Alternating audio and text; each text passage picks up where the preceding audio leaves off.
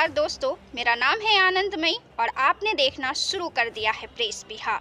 क्या इंडिया गठबंधन हो जाएगी धराशायी? कांग्रेस से छिटकती कई राज्यों में राजनीतिक पार्टी, मोदी के समानांतर राहुल के चेहरे पर राज्यों में झंडा गाड़ पाएगी कांग्रेस? लालू राहुल में दरार, कांग्रेस ने दिखाई हैसियत। राज्यों में कांग्रेस नेतृत्व का है अभाव, कांग्रेस की संगठनात्मक शक्ति पर उठ रहे सवाल।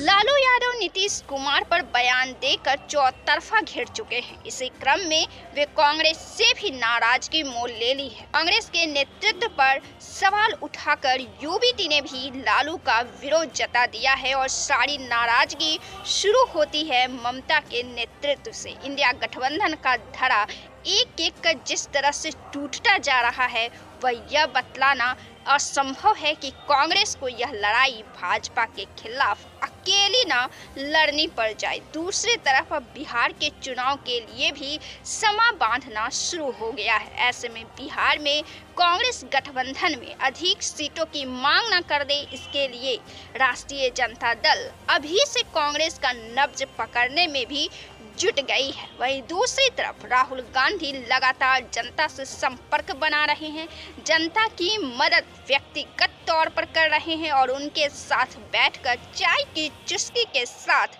दैनिक जीवन की समस्याओं को भी सुन रहे हैं। जनता के साथ संपर्क कर पाना यह तो ठीक है, लेकिन सफलता के लिए एक मजबूत नेतृत्व और एक ठोस रणनीति की भी जरूरत होती है। उसे लागू करना ही पड़ता है। लालू यादव ने जब ममता दीदी के नेतृत्व की वकालत की तो कांग्रेस ने भी लालू यादव को हैसियत दिखाने में देर नहीं की। बिहार कांग्रेस प्रभारी शाहनवाज आलम ने कहा कि कांग्रेस पार्टी एक अखिल भारतीय पार्टी है। जो लोग इस तरह का दावा कर रहे हैं कि बिहार, यूपी, राजस्थान, छत्तीसगढ़ समेत अन्य राज्यों में कांग्रेस का वजूद नहीं है, वह पूरी तरह से बेतुका है। देश में इतने राज्य हैं और अगर आप सिर्फ एक राज्य में मजबूत हैं तो उसके आधार पर आप दूसरे दल पर सवाल खड़े नहीं कर सकते हैं। उन्होंने लालू पर बड़ा हमला भी किया और कहा कि पिछले दिनों देश के एक बड़े पूंजीपतियों के घर में शादी हुई थी, तो जो उस शादी में गए थे वही लोग उन पर सवाल उठा रहे हैं। यह चिंता का विषय बहुत नहीं है, सभी चीजें मिल बैठकर तैयार हो जाएंगी। जो अखिल भारतीय पार्टी है वह कांग्रेस ही है। देश को जोड़ने के लिए राहुल गांधी ने पूरे भारत में यात्रा की है। गांधी परिवार को पूरे देश में स्वीकृति है। किसी किसी की महत्वाकांक्षा होती है, लेकिन उसे कंट्रोल में रखने की जरूरत है। संजय राउत भी कांग्रेस के समर्थन में खड़े हो चुके हैं।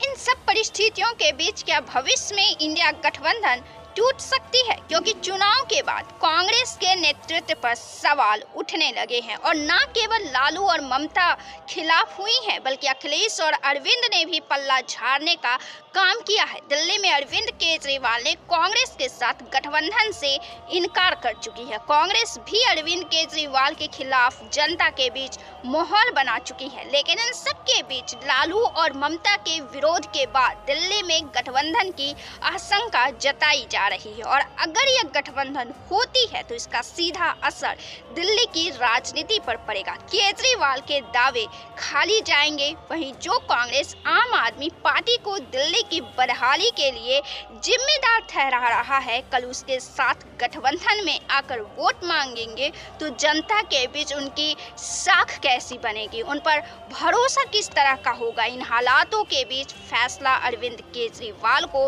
लेना है। वहीं उत्तर प्रदेश की राजनीति की बात करें तो वहां भी अखिलेश ने कांग्रेस को बहुत अधिक भाव नहीं दिया है। महाराष्ट्र में भी कमोबेश गठबंधन में यही स्थिति है। बिहार में कांग्रेस का कोई मजबूत चेहरा नहीं है।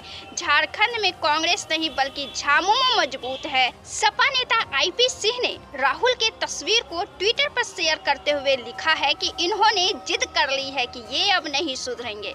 जनता ने, विपक्षी दलों ने बहुत अवसर दिया, इनमें नेतृत्व का घोर अभाव स्वभाव है, उम्र 55 की, दिल बचपन का। 1989 की भांति विपक्ष को नया नेता चुनना ही होगा जो सत्ता परिवर्तन कर सके। वहीं इन्होंने एक और वीडियो शेयर किया जो पार्टी के प्रमुख महासचिव और राज्यसभा सांसद राम गोपाल यादव का है, जिसमें वे कह रहे हैं कि राहुल गांधी अभी भी इंडिया गठबंधन के नेता नहीं है। राजनीति में कोई साधु संत बनकर नहीं आता है, सबको पद चाहते हैं, चाहे लोकसभा का चुनाव हो या विधानसभा का चुनाव हो। कांग्रेस ने कहीं भी अच्छा प्रदर्शन नहीं किया है।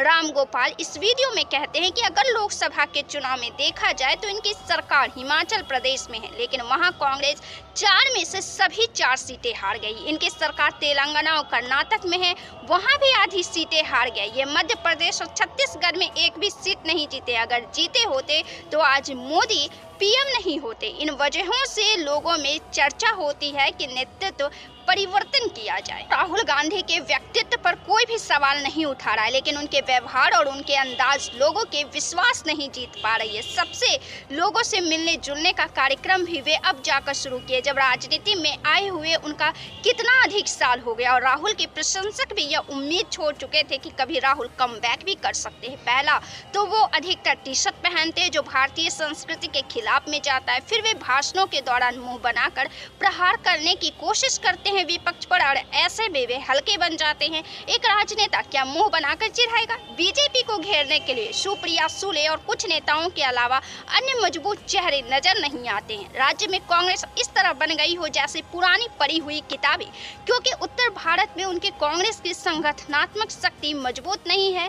हरियाणा में भी एकजुटता कहीं नहीं दिखी है। बीजेपी पार्टी चुनाव साधती है और चुनाव में जीत के लिए वह आरएसएस जिससे नाराजगी थी उससे हाथ मिलाती है। भाजपा के अन्य राज्यों के बड़े चेहरे को अन्य राज्यों के चुनाव मैदान में उतार देती है। इसके उलट कांग्रेस में एक ही राज्य के 2 चेहरे के बीच मतभेद और रस्साकसी सामने आती है। अभी इसका जीता जागता सबूत हरियाणा चुनाव है। कितना अधिक रस्साकसी कांग्रेस नेता भूपेंद्र हुड्डा और कुमारी शैलजा के बीच आ रही थी, जबकि भाजपा के बड़े चेहरे यूपी के सीएम योगी आदित्यनाथ तक इस चुनाव में सक्रिय होकर भूमिका निभा रहे थे। अंतिम समय तक भाजपा कांग्रेस पर हमलेवर रही थी। बिहार में अब चुनाव होने वाले हैं तो यहाँ भी राजद के साथ कलह कांग्रेस के सामने आने लगे हैं और इंडिया गठबंधन की कमजोर होती छवि की तस्वीर बिहार की जनता के बीच जाने लगी है। नगर पंचायत अध्यक्ष पद पर चुनाव में समाजवादी पार्टी के डायरेक्ट एंट्री के साथ त्रिकोणीय घमासान होने के आसार अब दिखने लगे हैं।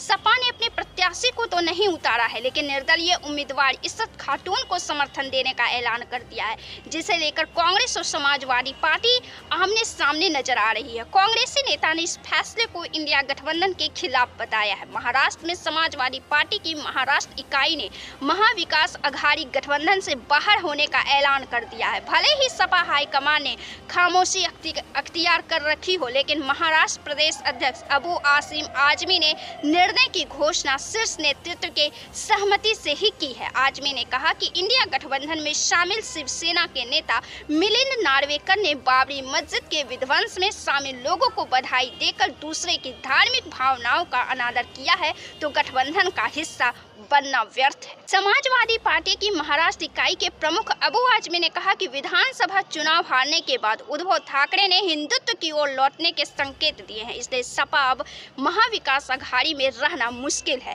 कांग्रेस और शरद पवार की एनसीपी चाहे जो करे, लेकिन समाजवादी पार्टी महाविकास अघाड़ी में नहीं रहेगी। आजमी ने कहा कि उन्होंने अपनी राय से पार्टी के राष्ट्रीय अध्यक्ष अखिलेश यादव को अवगत करा दिया है। उन्होंने उम्मीद जताई है कि सपा प्रमुख महाविकास अघाड़ी से अलग होने के उनके फैसले से सहमत होंगे। वहीं सपा नेता के इस बयान पर उद्धव ठाकरे की शिवसेना ने प्रतिक्रिया देते हुए सपा को महाराष्ट्र में बीजेपी का एजेंट तक बता दिया है। राज्यसभा सांसद राम गोपाल यादव कहते हैं कि इंडिया गठबंधन के नेता राहुल गांधी नहीं है, बल्कि मल्लिकार्जुन खड़गे हैं। सपा ने संसद में भी विपक्षी इंडिया गठबंधन से दूरी बना ली है। संसद परिसर में उस समय नजर आया जब विपक्षी सांसद वहां प्रदर्शन कर रहे थे। इस प्रदर्शन में तृणमूल कांग्रेस और सपा के सांसद शामिल नहीं थे। केवल चुनाव में सीट शेयरिंग पर नहीं, बल्कि सदन में सिटिंग अरेंजमेंट को लेकर भी सपा कांग्रेस में मतभेद है। लोकसभा में हाल में हुई सिटिंग अरेंजमेंट को लेकर सपा कांग्रेस से नाखुश है। उसका आरोप है कि कांग्रेस अपने साथियों का ध्यान नहीं रखती है। दरअसल लोकसभा की पहली पंक्ति में सपा को केवल 1 सीट ही मिली। पहले उसके पास 2 सीटें थी। इसके बाद से केवल अखिलेश यादव ही पहली पंक्ति में बैठ रहे हैं। इससे अखिलेश यादव और राहुल गांधी के बीच की दूरी बढ़ गई है। अखिलेश छठे ब्लॉक की पहली पंक्ति में बैठते हैं तो राहुल 8वें ब्लॉक की पहली पंक्ति में। राहुल अखिलेश को अपने पास बुलाते हैं तो लेकिन अखिलेश यादव उनके पास जा नहीं रहे। दरअसल सपा को इस बात की आपत्ति है कि जब सपा की अगली पंक्ति से एक सीट घटाई गई तो कांग्रेस ने आपत्ति क्यों नहीं जताई।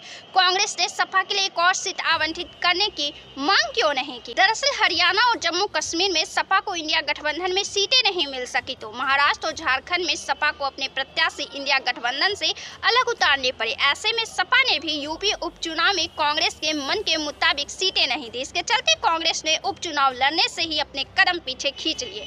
महाराष्ट्र चुनाव नतीजे आने के बाद कांग्रेस और सपा के रिश्ते खुलकर सामने आ गए हैं। दरअसल महाराष्ट्र चुनाव में सपा ने विपक्षी महाविकास अघाड़ी से 12 सीटों की मांग की थी। बाद में उसकी मांग 5 सीटों तक आ गई थी, लेकिन गठबंधन ने उसके लिए केवल मानखुर्द, शिवाजी नगर और भिवंडी स्थित सीटें ही छोड़ी गई। ये दोनों वही सीटें हैं जहां से सपा के उम्मीदवार पिछले चुनाव में भी जीते थे। इसके अलावा सपा नेता फहाद अहमद को शरद पवार की एनसीपी ने टिकट दिया, लेकिन वो चुनाव नहीं जीत सके। सीट बंटवारे को लेकर सपा का कांग्रेस से उत्तर प्रदेश में 9 सीटों पर हुए उपचुनाव में भी कोई समझौता नहीं हो पाया था। सपा ने कांग्रेस को 2 सीटें गाजियाबाद और खैर की पेशकश की थी, लेकिन कांग्रेस और दूसरी सीटों की मांग पर अड़ी रही और अंत में उसने चुनाव न लड़ने का फैसला किया। कांग्रेस ने कहा कि वो सभी 9 सीटों पर सपा उम्मीदवार का समर्थन करेगी। सपा उपचुनाव में 2 सीटें जीतने में कामयाब रही। कांग्रेस की ऑल ओवर जो स्थिति दिख रही है वह समस्याएं हैं सबको साथ लेकर चलने की, जहां बीजेपी पार्टी कांग्रेस की तुलना में बाजी मार लेती है और कांग्रेस पार्टी पिछड़ जाती है।